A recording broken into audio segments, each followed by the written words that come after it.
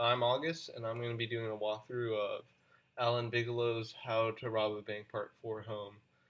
This is the fourth installment of the How to Rob a Bank series. Quick background on the last three. Rob is from Buffalo, and he decided to start robbing banks, and he successfully did. And then he had to run away from the police to Texas, he where his current wife Elizabeth fell in love, and they met up together in Texas and began robbing banks together. And now they've just had a baby and are trying to settle down like a normal family in the suburbs. Um, this may be the most different of the installments as there's less action, which leaves us in a weird suspense of whether something's going to happen. So the first thing you hear is the very peaceful sounding background noise. It's very suburban.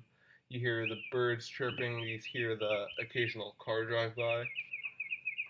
So immediately we're looking at this woman's Sarah's phone, but I actually believe this is Elizabeth, the wife, because she either stole a woman named Sarah's phone, or she's using Sarah as a fake identity, as they are still hiding from the police.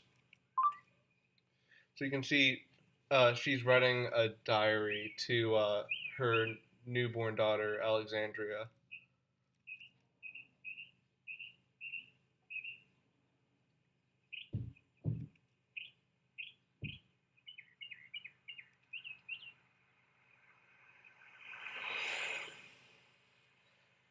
So now we're on Robert's phone, the original bank robber, and you can see he has some chores to do.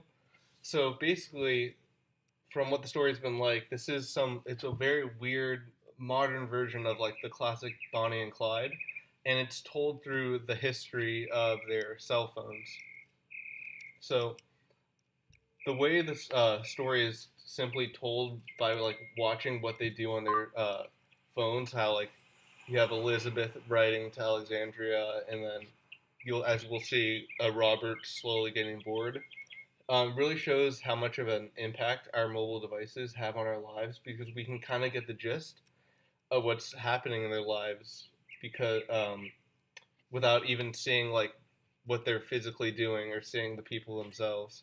So as you can see, they're trying to figure out how to like raise their kid Alexandria, and you can see here Robert's slowly getting bored with like his normal life. So he's going on BuzzFeed as normal people do. Quite standard like BuzzFeed stuff. So here's Elizabeth again, basically writing a diary to she's writing a diary to herself, but for some reason she's writing it to her daughter as if she's gonna be reading this when she grows up. I think this piece is really trying not only comment on how much cell phones are part of our daily lives, but also how something like so weird like robbing a bank can easily be told through like this unconventional storytelling mode of Robert and Elizabeth's phone history. So here we go again with Robert just doing chores. So this loop of The Simpsons is something I can't fully comprehend its purpose or place in the story, but it seems the police are involved, so it leaves me kind of on edge to whether it has significance. The baby cry in the background, and now they're playing music to it, as we'll see. So it's like they're accessing all these different apps. It's a little bit uncanny, especially like you have the baby crying, and here's the loop again. Sarah's phone again. Oh, so small and bright. Elizabeth singing to Alexandria.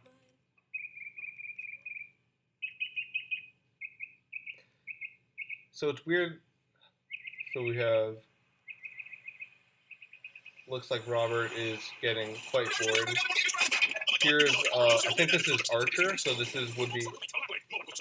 may be Robert binge watching TV shows out of boredom. here's so Elizabeth's starting to get more worried about Robert. He says he talks to himself online. I believe this is Elizabeth's phone, and she's using a meditation app. Maybe she's stressed out.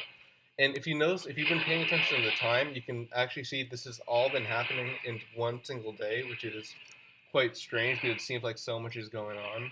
But really, again, shows how much like we use our phones in our daily lives.